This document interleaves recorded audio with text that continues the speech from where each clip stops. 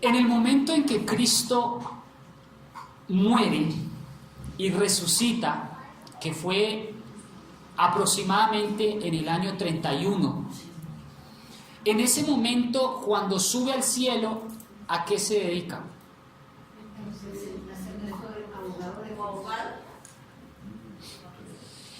Luego, después de ese periodo de tiempo, la palabra de Dios me dice que cumplido un tiempo, al finalizar un periodo de 2300 años, empezando en el año 457, y si mirábamos toda la historia hasta 2300 años después, eso me da a 1844. Que a propósito, si me pueden invitar después para explicar la profecía de las 2300 tardes, mejor, para poder llegar a 1844. En 1844 la palabra de Dios me dice que el santuario iba a ser purificado. Voy a invitarlos a Daniel capítulo 8, versículo 14.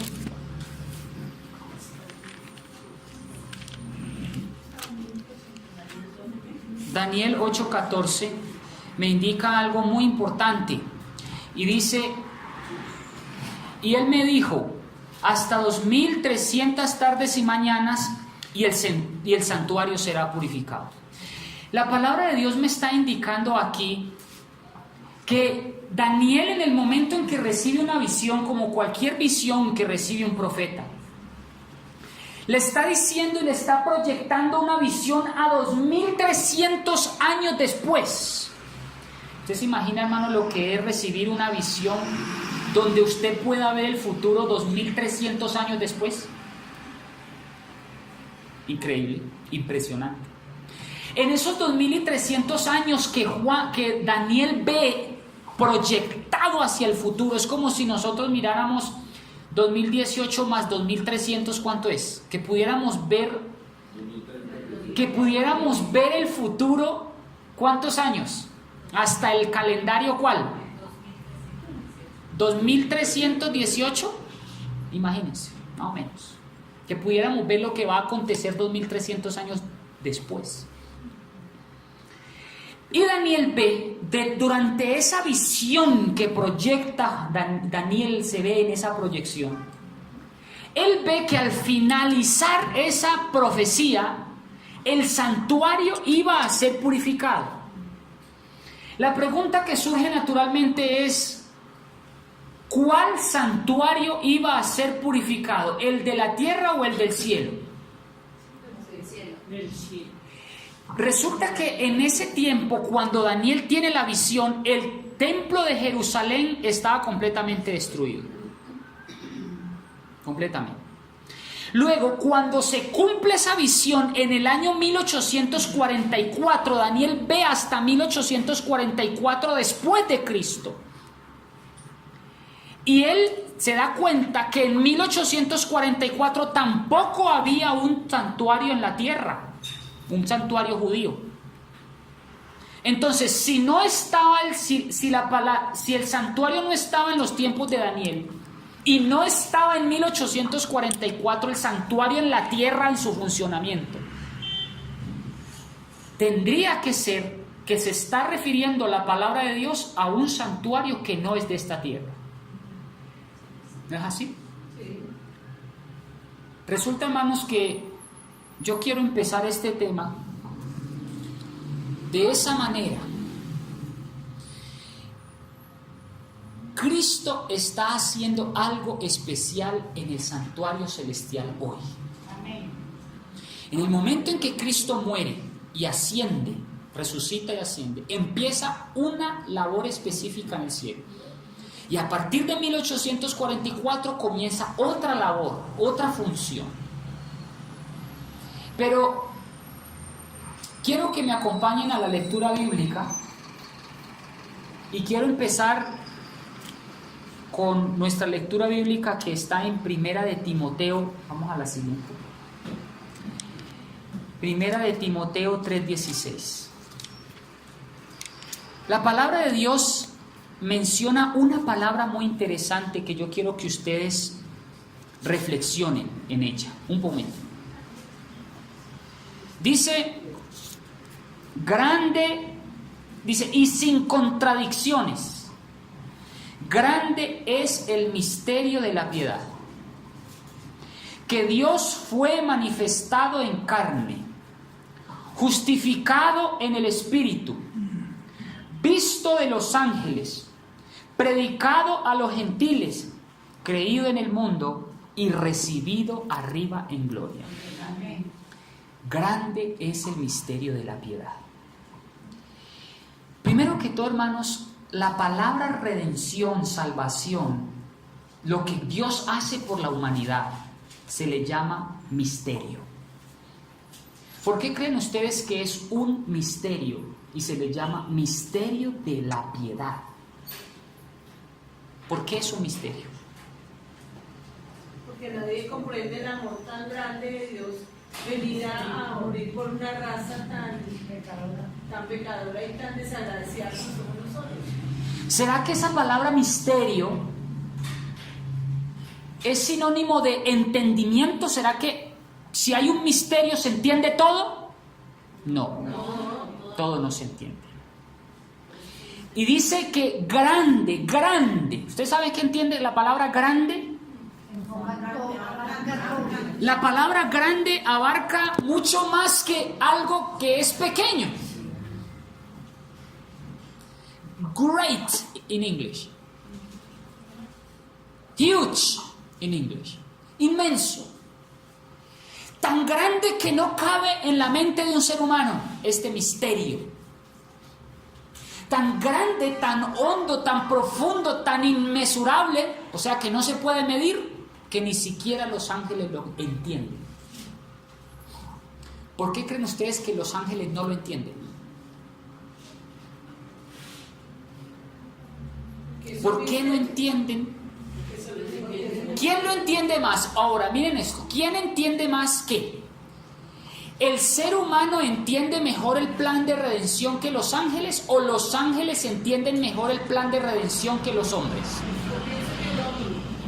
Porque esa no que nos está... Lo que pecamos, mientras que los ángeles están en santidad. Exactamente. Los que mejor entienden, y ojo, imperfectamente, el plan de redención es el hombre, más que los ángeles.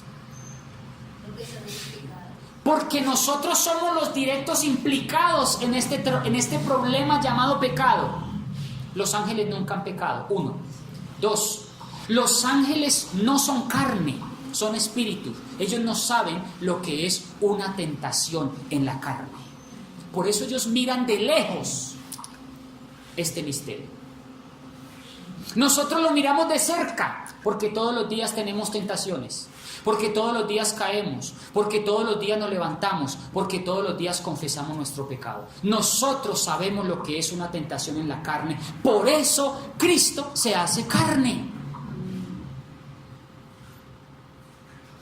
¿Por qué se hace Cristo carne? ¿Por qué Dios Teos se hace carne? Para comprender en nuestro lugar, para darnos el ejemplo. Para sentir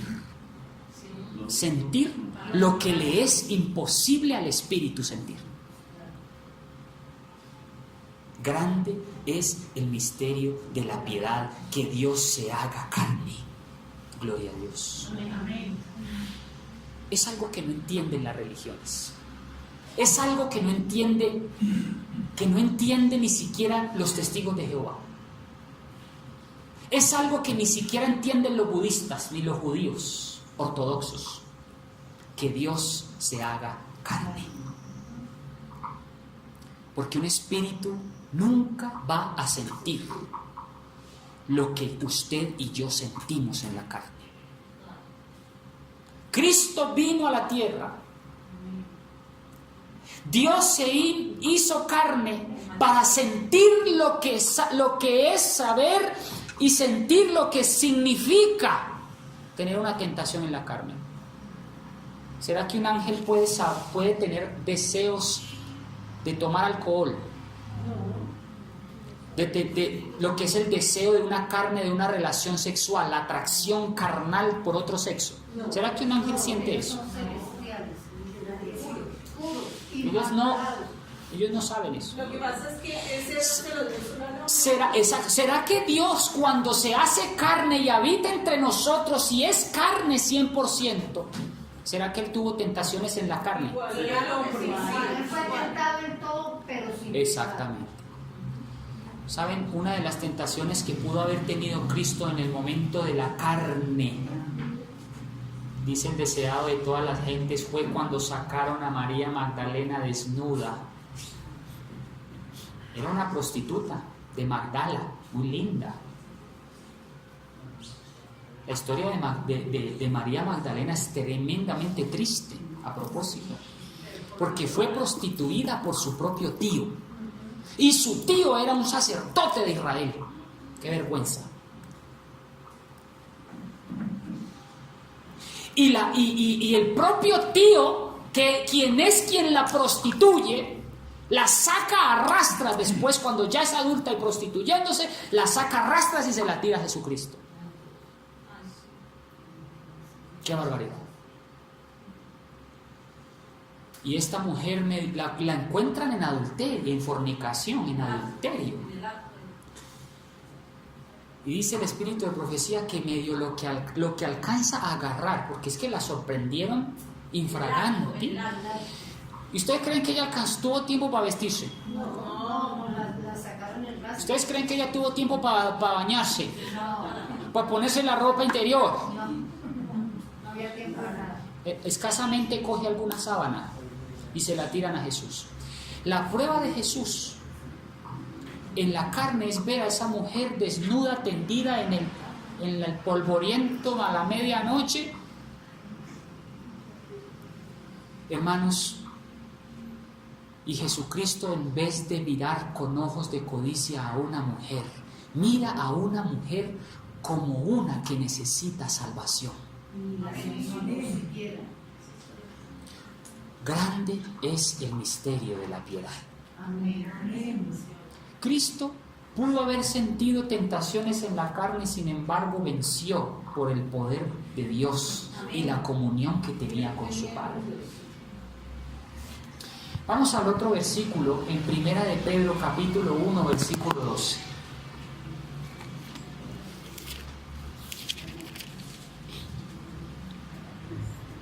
Para que ustedes miren que los ángeles anhelan saber este misterio.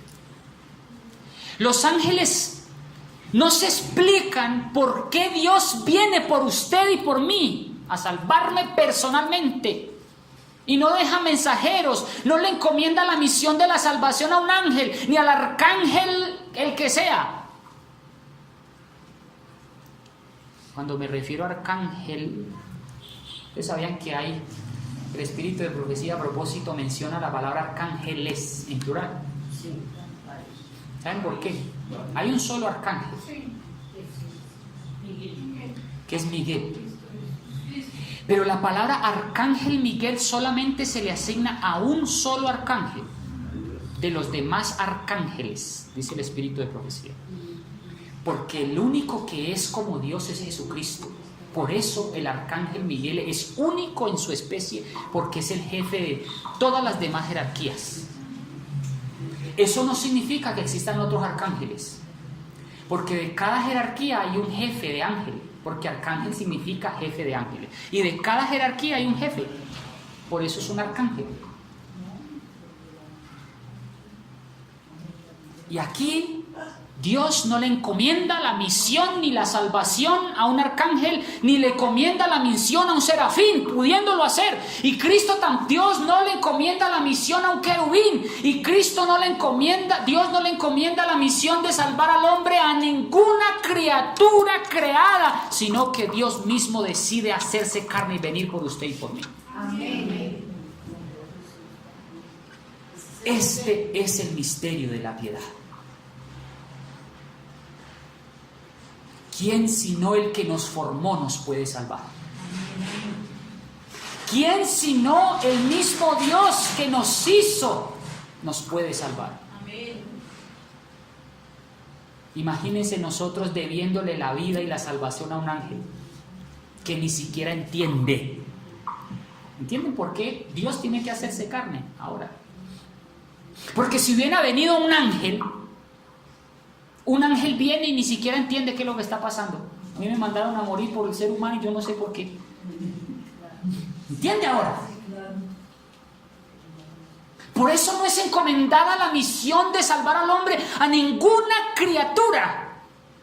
Porque ni siquiera los ángeles entienden el misterio de la piedad. Y si vinieran a morir por un ser humano, él ni siquiera entendería por qué está viniendo a morir por el hombre.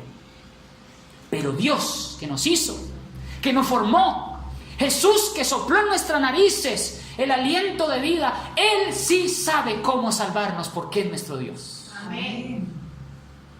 Este es el evangelio que no entienden las otras religiones ni los testigos de Jehová. Porque los testigos de Jehová dicen que Cristo es un ángel, es una criatura creada. ¡Qué error! Porque la Escritura me está diciendo que si los ángeles no entienden el plan de redención, ¿cómo pueden venir a morir por el hombre? Por eso es que grande es el misterio de piedad, que Dios se hizo carne. Porque Él sí nos entiende.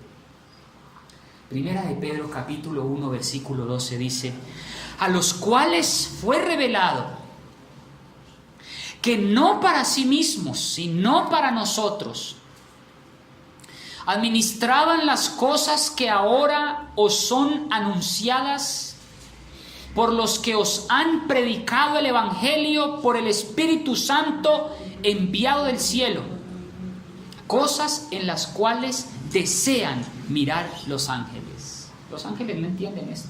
Los ángeles anhelan entender el plan de redención, pero no lo entienden. Pregunto entonces otra vez: ¿podría un ángel salvarnos? No, porque un ángel no entiende esto.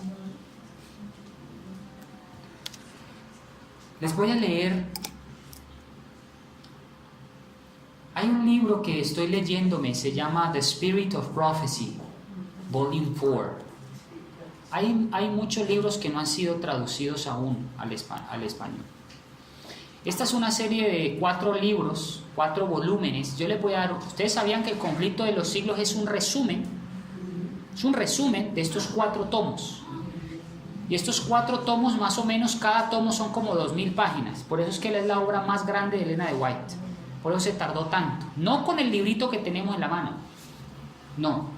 La obra más grande que hizo Elena de White fue esta, de 4 tomos, que fue resumida al español, obviamente por temas económicos, porque traducir los 4 tomos al español del conflicto de los siglos, de hecho, se llama El Espíritu de Profecía. Se llaman los 4 tomos, se los recomiendo, muy buenos. Están en línea. Y obviamente cada capítulo es mucho más extenso, mucho más amplio. Si usted compara el capítulo El conflicto de los siglos que usted tiene en la casa y lo compara con esto, es mucho más detallado. Y ya voy en el cuarto, y la página 262, mire lo que dice de El Espíritu de Profecía, tomo 4. Con respecto a la expresión grande es el misterio de la piedad. ¿Por qué es grande el misterio de la piedad? Lean ustedes. Porque Dios puede justificar. Porque Dios puede reconciliar al pecador arrepentido. Porque Dios puede renovar su relación con la raza caída. ¿Cómo es eso posible? Que Cristo pueda inclinarse para levantar multitudes innumerables del abismo de la ruina y otorgarnos las vestiduras sin mancha de su propia justicia, para que nosotros quedemos limpios y Jesús manchado. Nosotros justificados como si nunca hubiéramos pecado y Jesús en cambio culpable. Jesús nos otorga esa justicia para que nos unamos con los ángeles que nunca han caído, para que moremos para siempre en la presencia de Dios.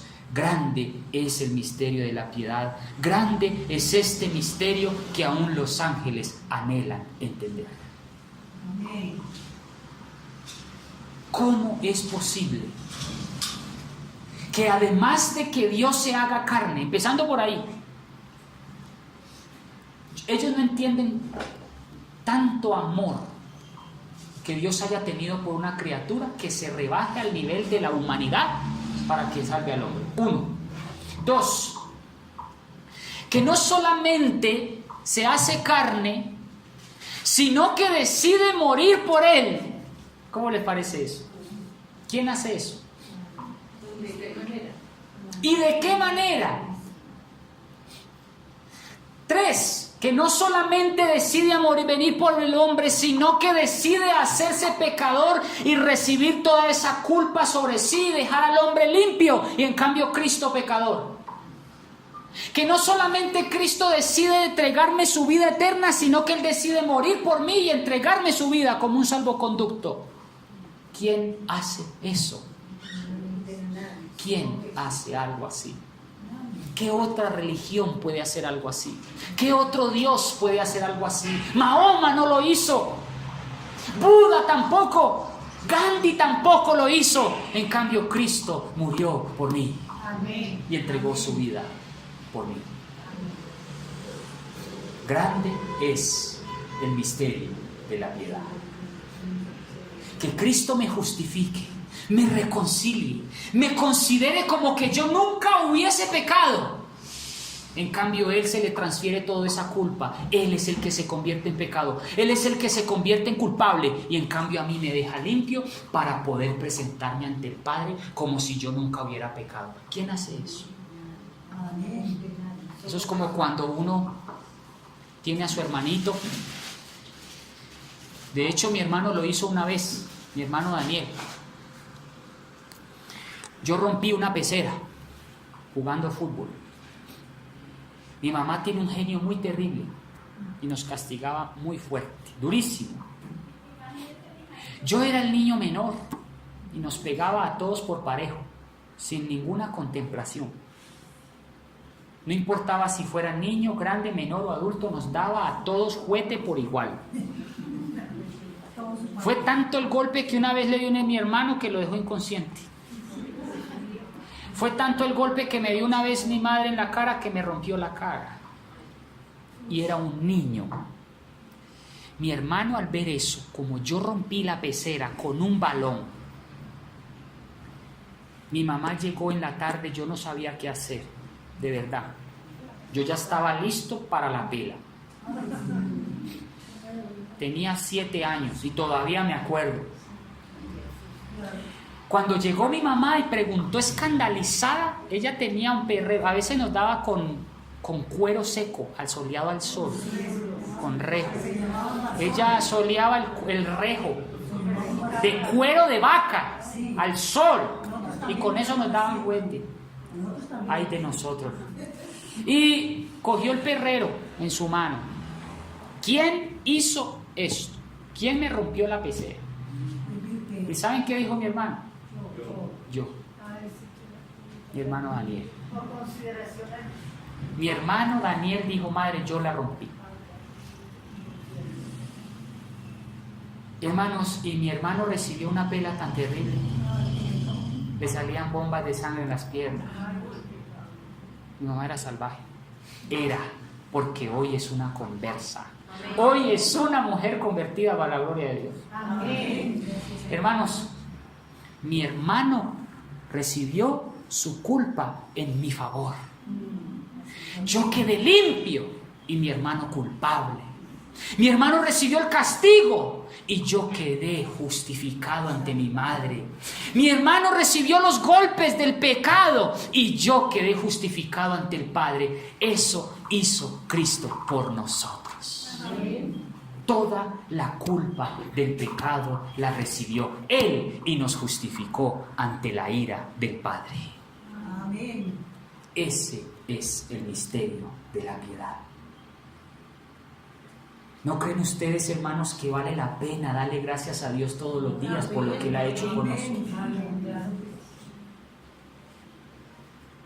¿No creen ustedes que una víctima inocente como el Cordero, que no solamente me creó, me formó con su mano, me hizo, no solamente me mira con ojos de compasión, sino que dio su vida por usted y por mí? Grande es el misterio de la piedad.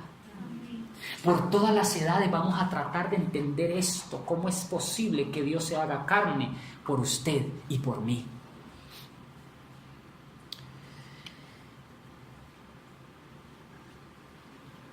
Resulta, hermanos, que en 1844 hubo un gran chasco, una desilusión muy grande. Porque los primeros adventistas pensaban que Cristo iba a venir en 1844 y ellos pensaban que el santuario iba a ser purificado, era con fuego a la venida de Cristo. Es decir, ellos entendieron Daniel 8:14 de que la purificación del santuario era esta tierra y que Dios iba a purificar esta tierra era con fuego. Pero cuando pasó la fecha de 1844 y Cristo no vino, grande fue la decepción y grande fue el chasco.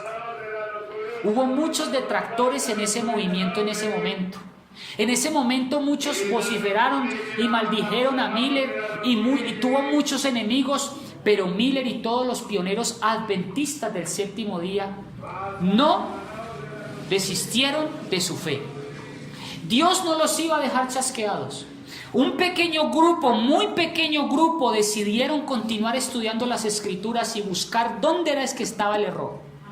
Ellos no se detuvieron, ellos no se quedaron en el error ni tampoco se detractaron de su fe. Ellos siguieron predicando y trataron de encontrar dónde era que estaba el error del cómputo para llegar a 1844.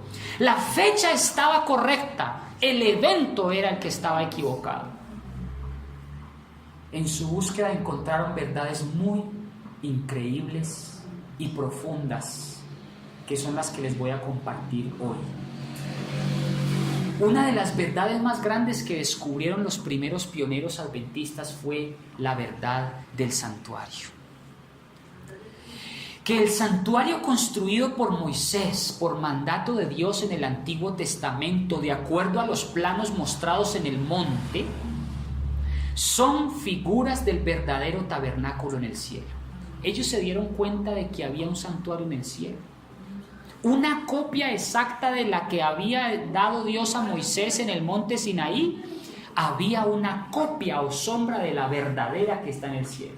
Vamos a Hebreos capítulo 9, versículo 9.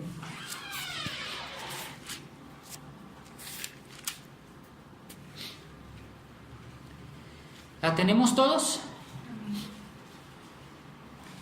Lo cual era figura de aquel tiempo presente, en la cual se presentaban ofrendas y sacrificios que no podían hacer perfecto en cuanto a la conciencia al que servía con ellos. Vamos al versículo 23, ahí mismo. Fue pues necesario que las figuras de las cosas celestiales, miren que la palabra de Dios dice figuras de las cosas celestiales, fueran purificadas con las de la sangre del Cordero en esta tierra, pero las cosas celestiales mismas con mejores sacrificios que estos, o sea, con la sangre preciosa del Cordero. Vamos ahí mismo a Hebreos capítulo 8, versículo 2.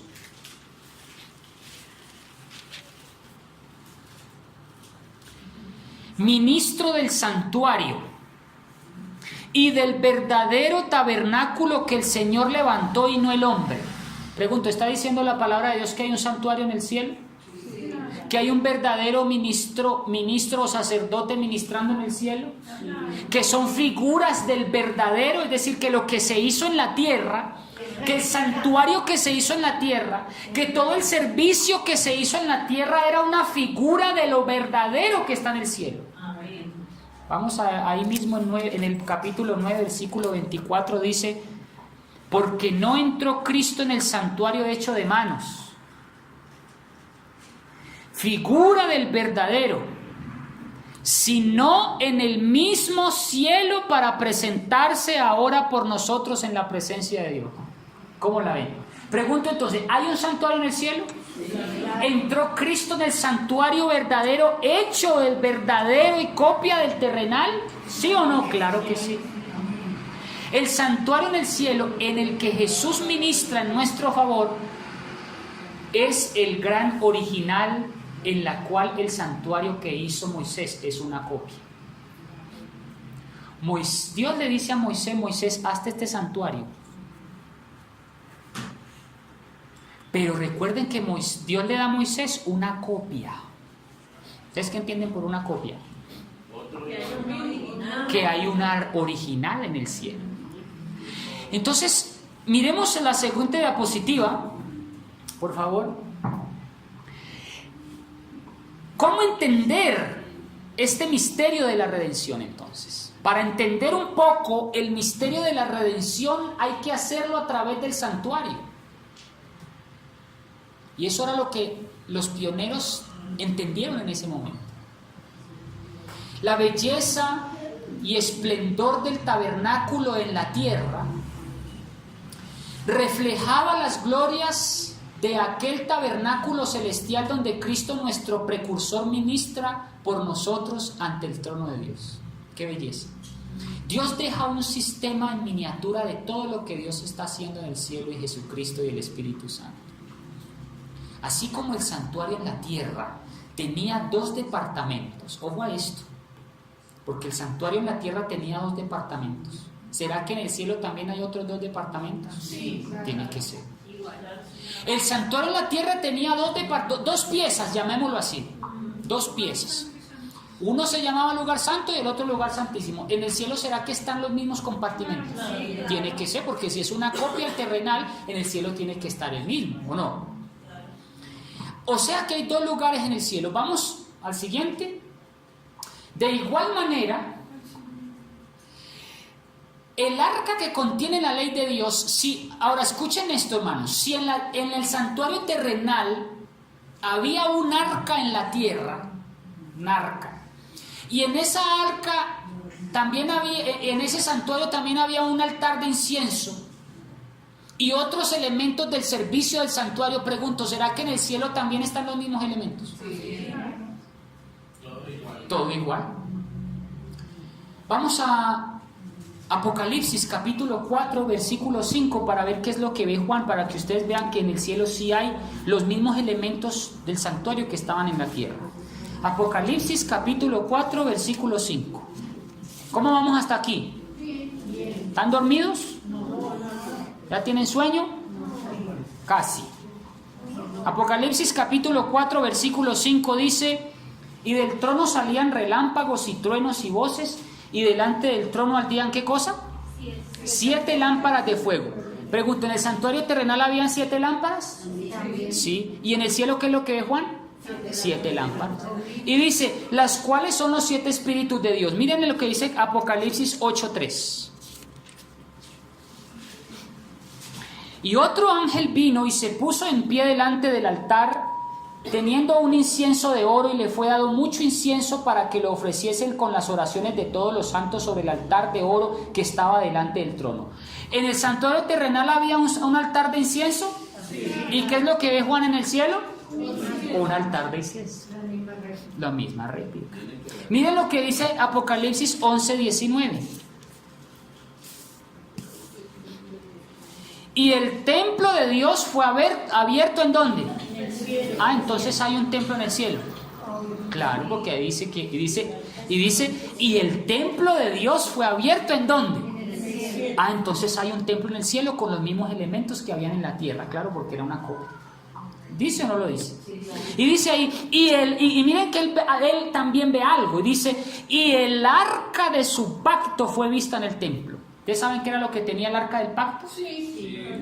¿Por qué creen que se llama el arca del pacto? Porque el pacto significa alianza, y Dios hace una alianza con el pueblo de Israel a través de su ley de Dios.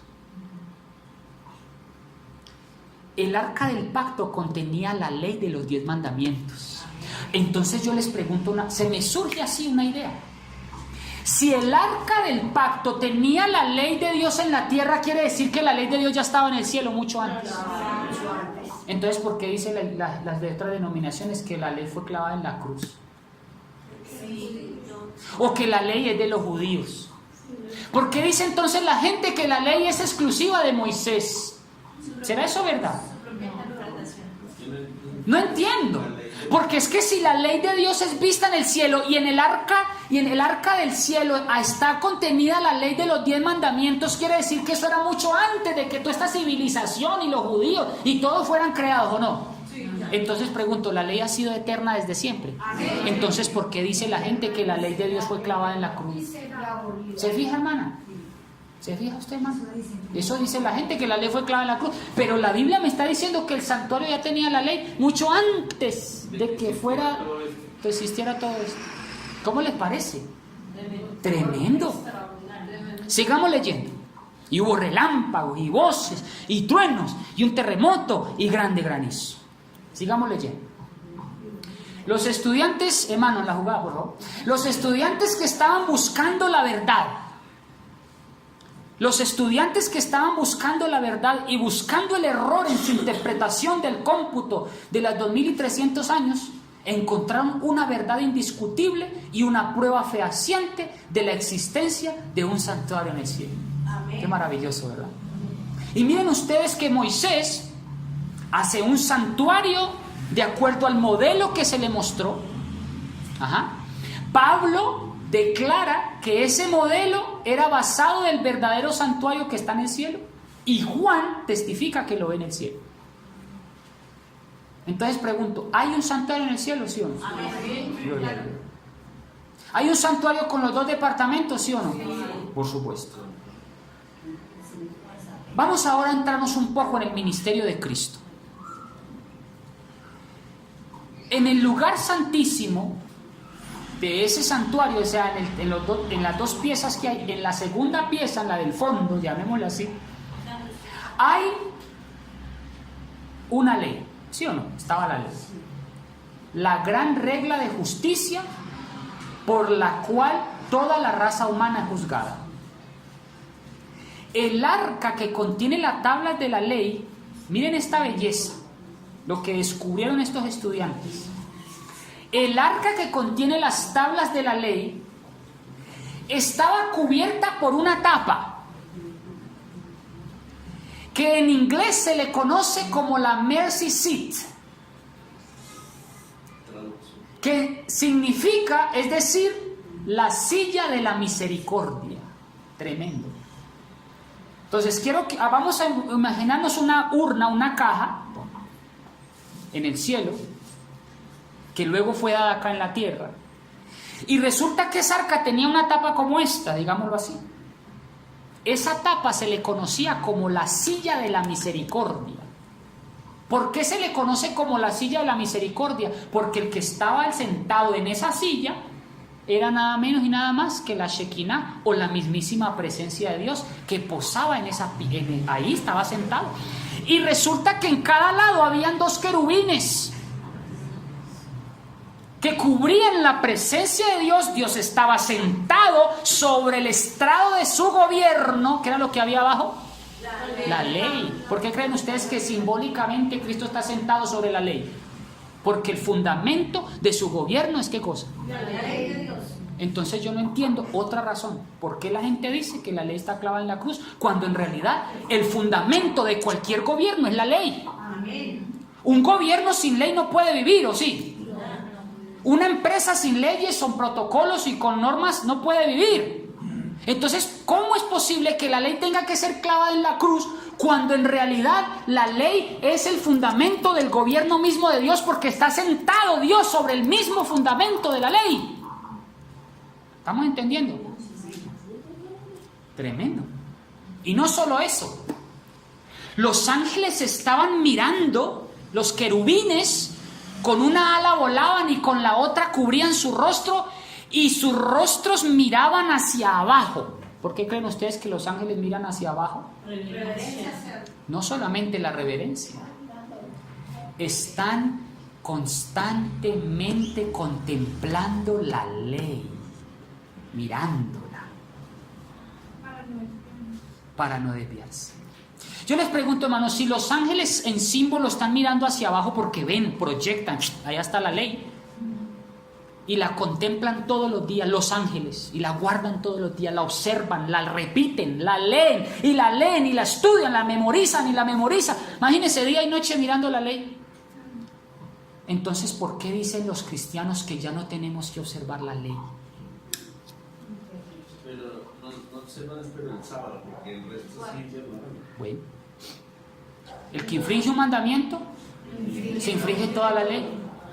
Entonces, ¿por qué los cristianos de afuera dicen que el cristiano ya no está obligado a guardar la ley cuando los ángeles la contemplan todos los días? Que nunca han pecado, ¿cuánto más nosotros? Tremendo, ¿verdad? Las verdades que han sido descubiertas por los adventistas del séptimo día. Amén. Gloria a Dios. Esta es la verdad que debemos proclamar al mundo. La ley conectada con el santuario, el sábado conectado con el santuario, la verdad del gobierno de Dios conectado con el misterio de la piedad, el misterio de Cristo y la redención a favor del hombre. Amén. Amén. Ya están dormidos. Gracias. Entonces dice aquí, el arca contiene las tablas de la ley cubierta con una tapa, y esa tapa es la silla, the mercy seat, que en inglés es la silla, es la tapa. Dios el Padre está en el centro, los querubines están allí protegiéndole, que a propósito, Lucifer era uno de esos querubines,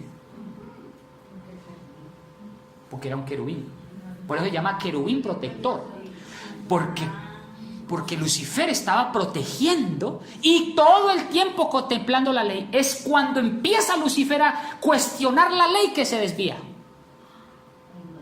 porque él estaba mirando todo el tiempo la ley, estaba protegida, estaba en el corazón mismo de Dios.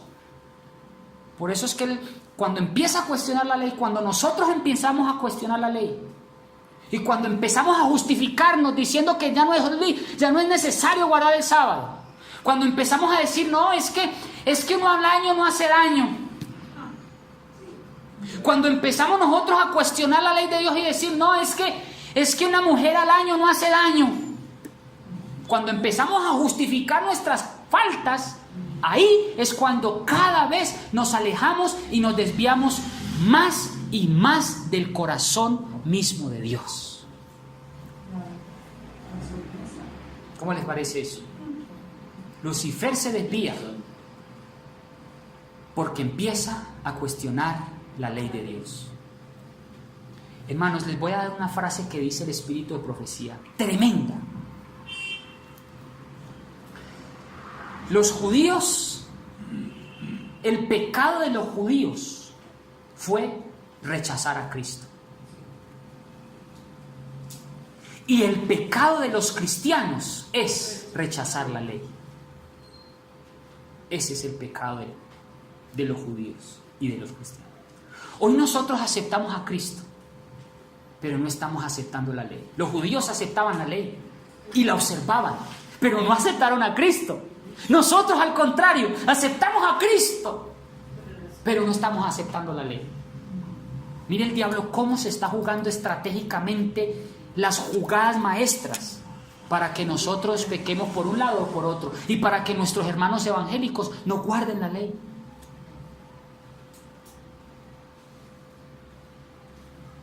El arca que contiene las tablas de la ley es cubierta por la tapa que en inglés se le conoce como la mercy seat, es decir, la silla de la misericordia, en la cual la misma presencia de Dios se posa en medio de los querubines y por la cual Cristo asperjaba su sangre en favor del pecador. ¡Qué belleza! Cristo está allí en la mitad.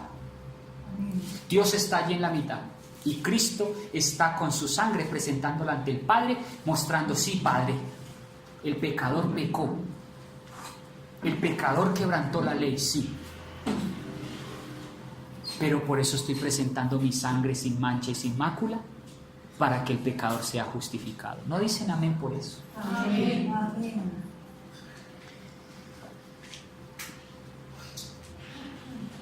Entonces estos dos elementos, los que encontramos en el santuario celestial, miren esto, está en la página 262 del Espíritu de Profecía, tomo 4. Los dos elementos que acabamos de ver, ¿cuáles son los dos elementos que acabamos de ver? La ley, que está en el santuario mismo de Dios, Y el ministerio de Cristo en favor del pecador es representado en la unión de la justicia y la misericordia en el plan de redención del hombre. Es esta unión, escuchen esto, es esta unión la que llena a todos los ángeles, querubines y serafines en alegría y adoración. Es por eso que el tabernáculo estaba bordado de ángeles. ¿Ustedes saben por qué el santuario estaba lleno de ángeles bordados, las telas bordadas por todo lado? Porque los ángeles están mirando y contemplando todo el tiempo lo que está haciendo Cristo en favor del ser humano. Gloria a Dios. Amén. Miren esto. La pregunta es, ¿la ley está vigente? Sí, amén. Lean esto con sus propios ojos. Si aceptamos la mediación de Cristo, esto es un tremendo argumento para los testigos, para los pentecostales. Recuerden, le decía yo al grupo esta mañana, cuando usted hable con una persona de otra denominación, su objetivo no es ganar un debate, sino ganar un alma. Amén. Amén. Y miren este argumento. Si aceptamos la mediación de Cristo, ¿cuántos aceptan la mediación de Cristo? Entonces aceptamos la verdad del santuario, ¿sí o no? Miren ustedes este tolendo tolen, se le llama en la lógica filosófica. Un tolendo tolens, un sí y un entonces. Y miren esta lógica. Si aceptamos la mediación de Cristo, entonces aceptamos la verdad del santuario, ¿no es así? Y si aceptamos la verdad del santuario, entonces aceptamos también que hay un arca en el templo y que en esa arca hay una ley. ¿No es así? Sí. Y si aceptamos esa arca, entonces aceptamos que hay una ley en el cielo vigente. Y si hay una ley en el cielo vigente, aceptamos que el cuarto mandamiento está vigente en el cielo también. Amén. ¿No es así? Amén. Vean ustedes el orden. ¿Cómo llegamos a la verdad del sábado y de la ley? Claro, si aceptamos, vamos a volver a leer, está buenísimo, ¿no? Sí. Si aceptamos la mediación de Cristo, entonces aceptamos la verdad del santuario. ¿Sí o no? Si aceptamos la verdad del santuario, entonces aceptamos que un arca fue vista en el templo por Juan. ¿Sí o no? Sí. Y si aceptamos que hay un arca, aceptamos que hay una ley en el cielo vigente. ¿No es así? Y si hay una ley en el cielo vigente, aceptamos también que el cuarto mandamiento está vigente en el cielo. Amén. Porque hace parte de la ley, ¿o no? Sí, claro. Sí. Gloria a Dios. Los querubines mirando reverentemente hacia abajo a la tapa. Miren lo que significa. Yo ya lo expliqué. Los querubines, que ahí estaba incluido Lucifer porque era un querubín también. Los querubines mirando reverentemente hacia abajo, hacia la tapa, a la mercy seat, representan, ¿qué cosa? Lean ustedes. Representan al interés por la cual toda la hueste celestial contempla la obra de la redención. Este es el misterio que los ángeles anhelan conocer. Qué belleza, ¿verdad? Por eso soy adventista del séptimo día. Porque acariciamos y aceptamos una verdad preciosa.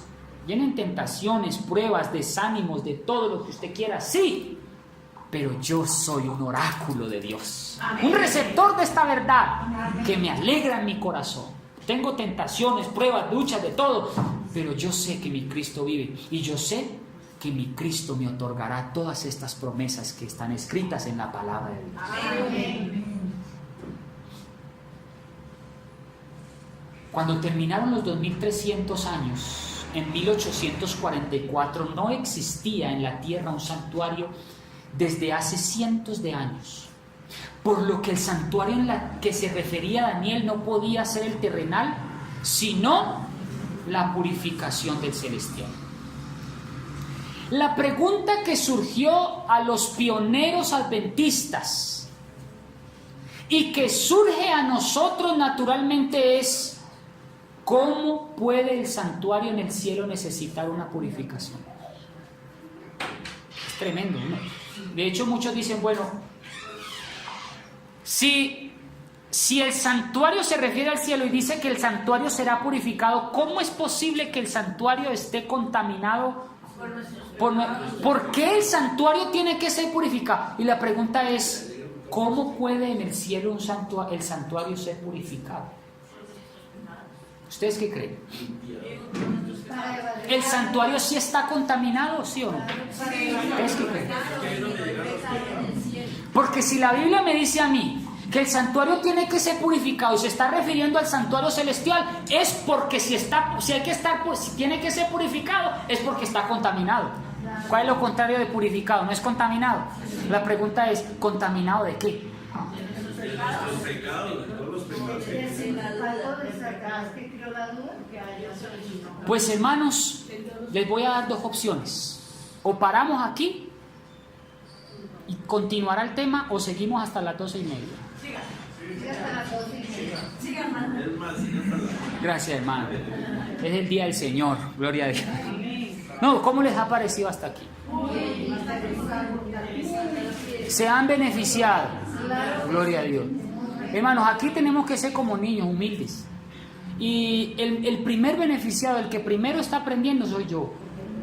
Y yo aprendo mucho de ustedes también. Gracias por estar aquí. Muchas gracias.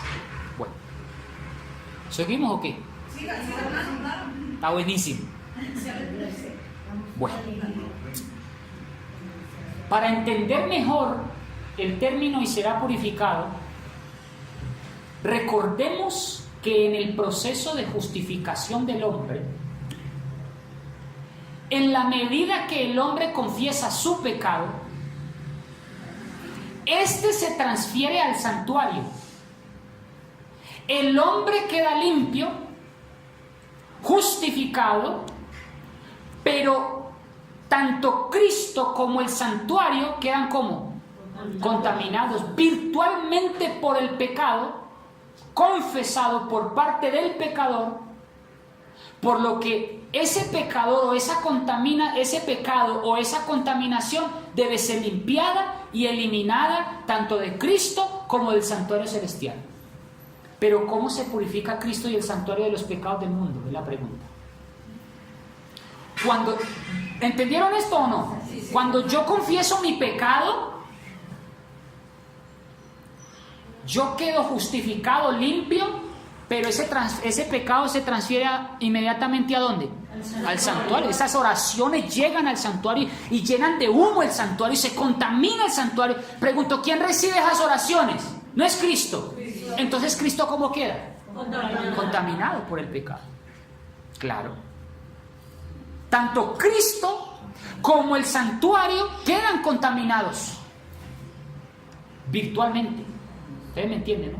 Cristo no es pecador por eso. Él lo recibe, pero se contamina. Es como cuando usted se unta de sangre. ¿Cómo queda? Pues untado. Si queda untado. Usted coge una persona herida y está llena de sangre y la unta, ¿cómo queda usted? Pues untado, contaminado. Pues, estamos hablando dentro de él. Los estudiantes de la profecía aprendieron que la purificación del santuario no era remover físicamente las impurezas. O sea, no es físico. O sea, esto hay que entenderlo simbólicamente. Esto hay que entenderlo con una visión en 3D. ¿Sí? Eso es como cuando uno aprende química. El profesor le dice a uno, mira, ahí está el ADN. Y uno mira ahí el microscopio y uno, sí. Y uno no ve nada, y el profesor maravillado porque ve el ADN y ve la célula y ve mitocondrias y ve el núcleo y uno, ¿y dónde está? Y el profesor feliz, míralo, ahí está. Y yo, Entonces ahí fue cuando un profesor me dio el consejo a mí, Juan Camilo, tienes que aprender a ver la química en 3D. Y ahí fue cuando yo entendí que esto hay que entenderlo en 3D, tengan visión, esto no es literal. O sea, cuando me refiero de que el santuario queda contaminado, no es que literalmente queda contaminado, ¿verdad? O no tenga que removerse físicamente esas impurezas, sino que el santuario se purifica con la sangre de un cordero inocente, donde el sacerdote le transfiere todo el pecado al cordero inocente, y este cordero era llevado al desierto a que muriera por sí, y de esta forma el santuario era purificado. Vamos a Hebreos capítulo 9, versículo 23. Hebreos 9, 23. Fue pues necesario que las figuras de las cosas celestiales, miren esto, que las figuras de las cosas celestiales fueran purificadas con estas, ¿con cuáles? Con la sangre de Cristo. O sea que la purificación del santuario tiene que ser con la misma sangre, ¿o no? Voy a explicarlo de otra manera. Fue pues necesario que las figuras de las cosas celestiales fueran purificadas con estas cosas, o sea, con la sangre de animales, pero las cosas celestiales mismas con mejores sacrificios que estos, con la preciosa sangre de Cristo. Así que el ministerio del santuario consistía en dos divisiones. Abran bien el ojo, hermanos, aquí, porque ya voy terminando. Este ya es como para entender mejor en qué consistía. En el lugar santo, el sacerdote ministraba todos los días en el primero. Cuando digo lugar santo, quiero que se imaginen dos piezas, dos departamentos. Pieza 1 tenía una puertica y entraba a otra pieza. En la primer piecita, el sacerdote ministraba todos los días en el lugar santo. Todos los días, el arrepentido pecador traía su ofrenda a la puerta del tabernáculo. O sea, usted pecaba, usted traía el animalito, la presentaba a la puerta del tabernáculo. El pecador colocaba sus manos sobre la víctima, confesaba sus pecados, y sobre esa víctima transfería virtualmente esos pecados sobre esa víctima inocente. ¿Estamos entendiendo ese proceso, no? Degollaba el animal, o sea, el pecador era el que degollaba el animalito. No era el sacerdote, era usted el que tenía que degollar el animal. El pecador degollaba el animal, y la sangre y la carne era traída por el sacerdote al lugar santo. Entonces usted trae el animalito, usted decía: Padre, cometí adulterio, hice esto, maté, ofendí, mentí, tal. Transfería ese pecado al animalito inocente que no tenía nada que ver. El pecado le quedaba ¿a quién? Al animalito. Y ahora usted ¿cómo quedaba? Eso. Así el pecado, escuche, en figura, era transferido al santuario. Esta era la obra que hacía durante todo el año el sacerdote.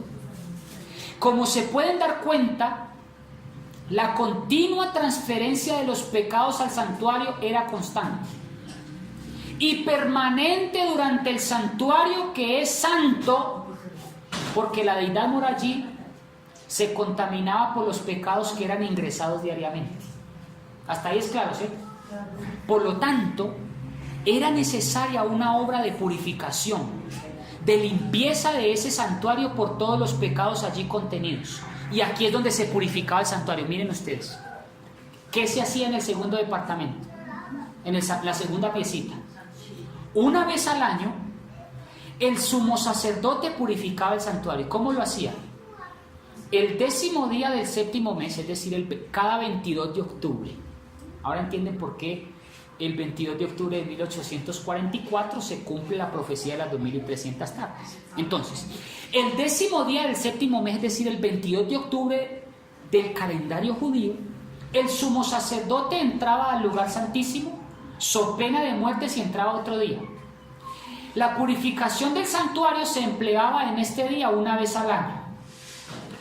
Resulta que 2 machos cabríos, o como dice la señora White, 2 kids of the goats.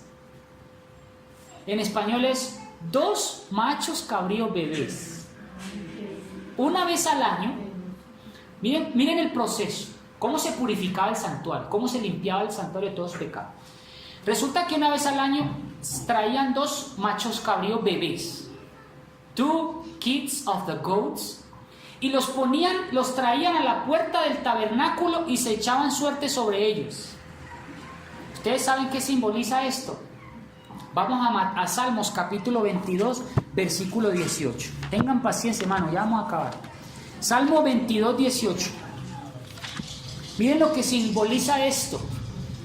Salmo 22, 18. ¿Qué dice? Repartieron entre sí mis vestiduras y sobre mi ropa, ¿qué? Echaron suerte.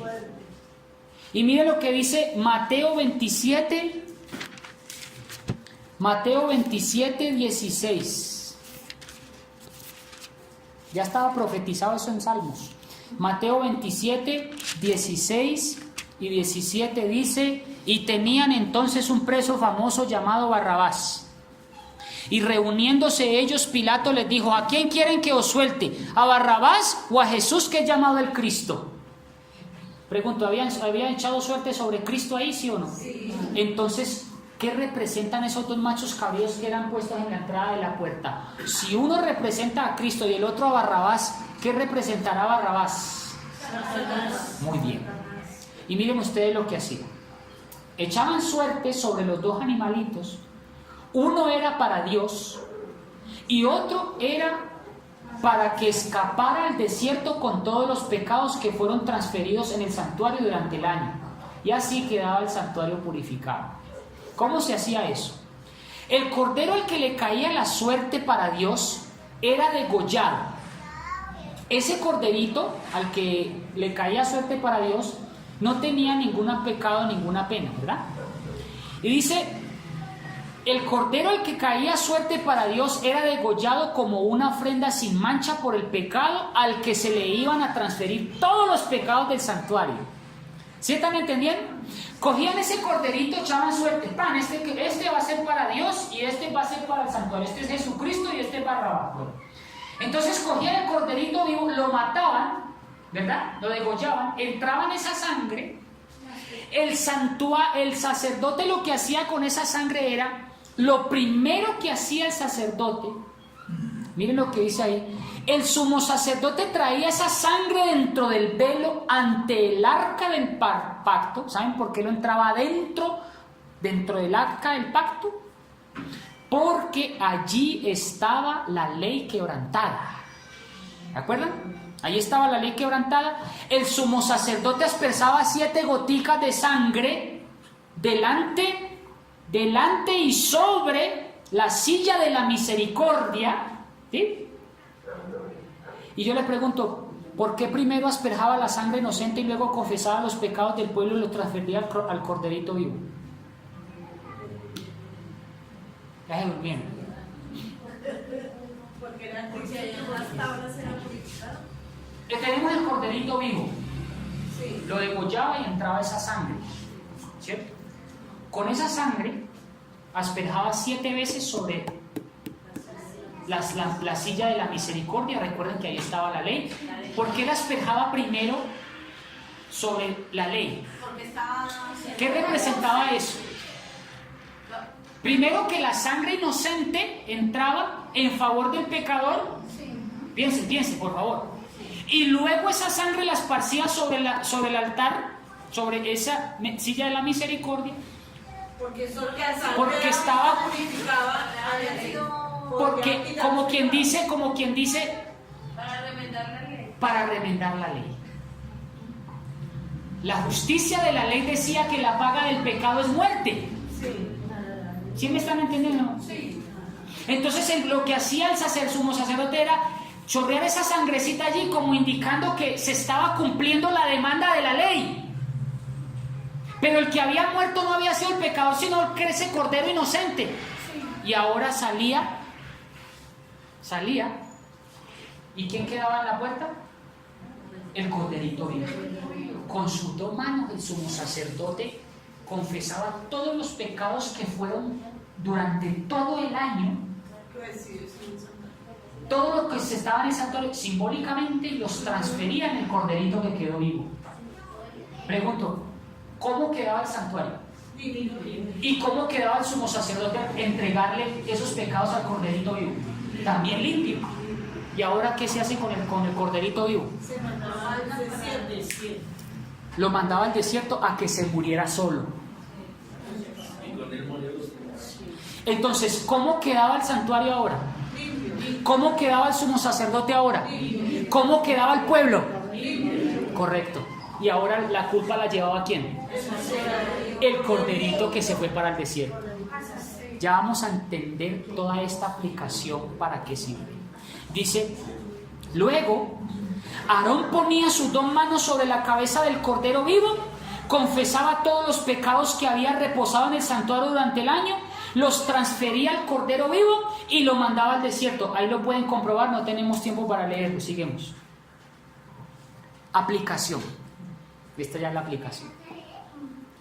Toda esta ceremonia fue diseñada para impresionar la mente de ¿quiénes?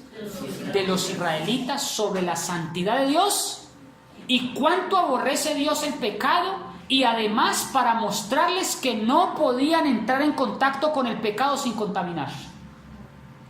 Todos los hombres debían afligir sus almas mientras el sacerdote realizaba este acto de purificación.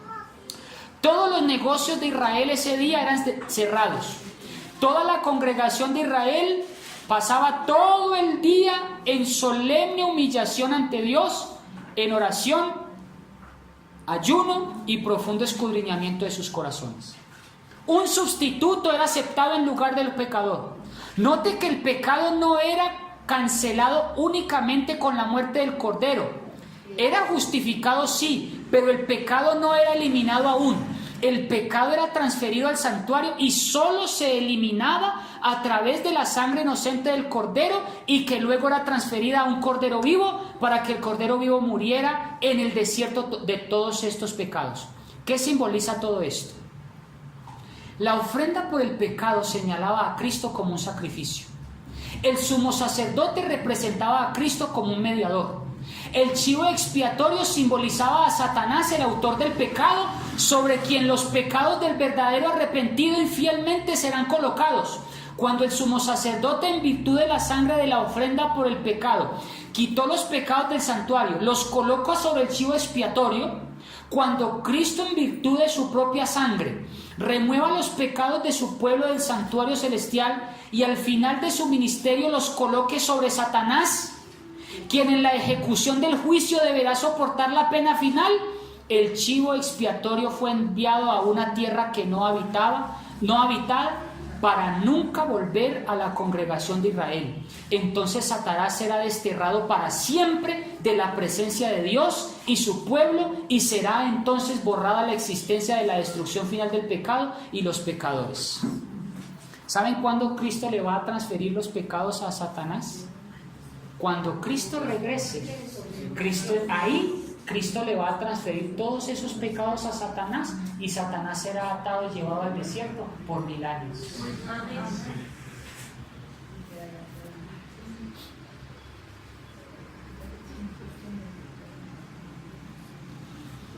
Con esto termino. Cuando el pecador traía su ofrenda a la puerta del santuario, confesaba sus pecados y derramaba la sangre de este animal inocente, el pecador reconocía la autoridad de la ley, confesaba su culpa al transgredir la ley y expresaba su deseo por el perdón a través de la puesta en el Cordero Redentor que iba a venir. El pecador hasta este punto no estaba completamente liberado de la condenación de la ley. Solo en el día de la expiación el sumo sacerdote entraba con la sangre inocente del corderito sin pecado.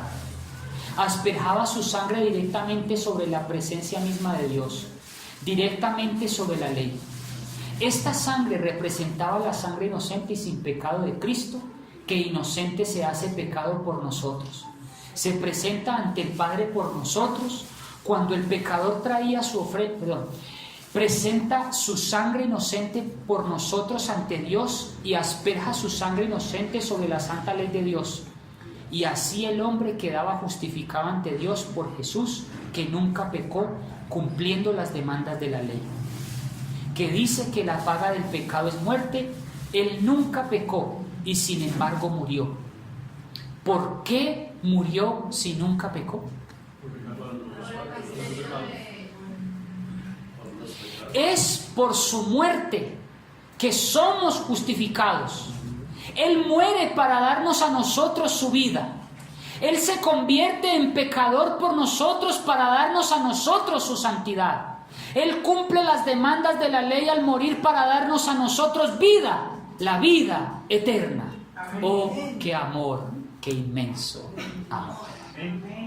Hermanos, yo espero que este mensaje nos ayude para comprender que Cristo es nuestro sumo sacerdote. Amén.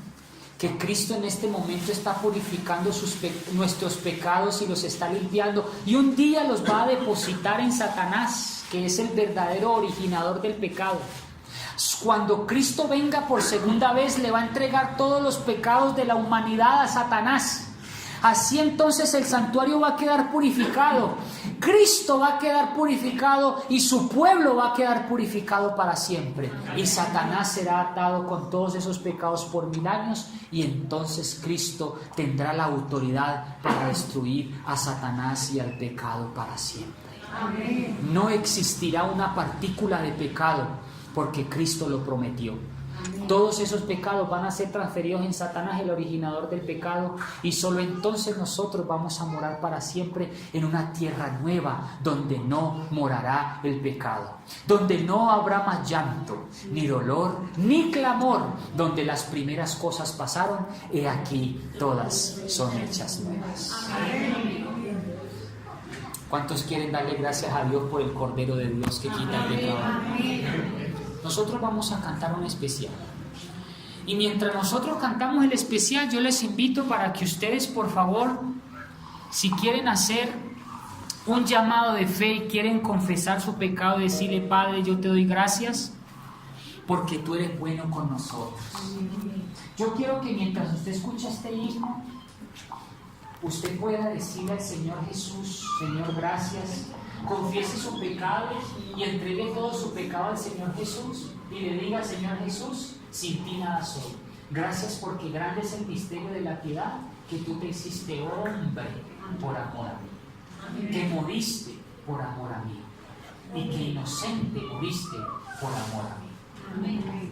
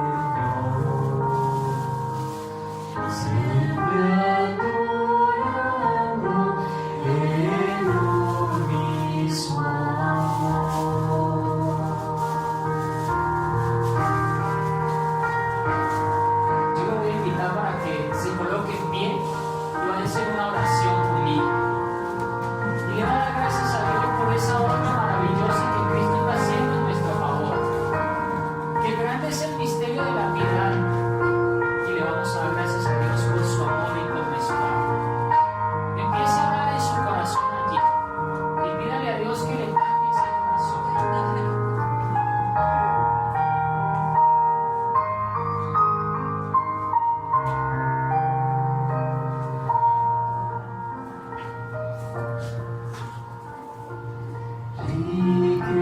Riquezas vanas no anhelo, Señor, ni el vano halago de la adoración.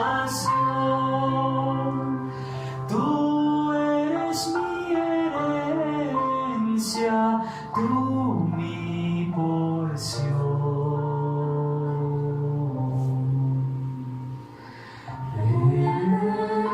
Cielos, tesoro mayor.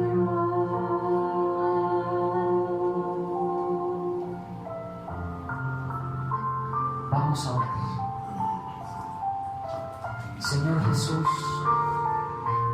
muchas gracias por tu misericordia. Gracias porque el santuario fue dado para dejar una impresión poderosa en nuestro corazón de que tu ley es vigente, de que tus mandamientos son el centro mismo de tu gobierno, de que tu ley nunca ha sido clavada en la cruz ni podrá serlo, porque es el mismo fundamento de tu gobierno, está sentado sobre el mismo fundamento de la ley.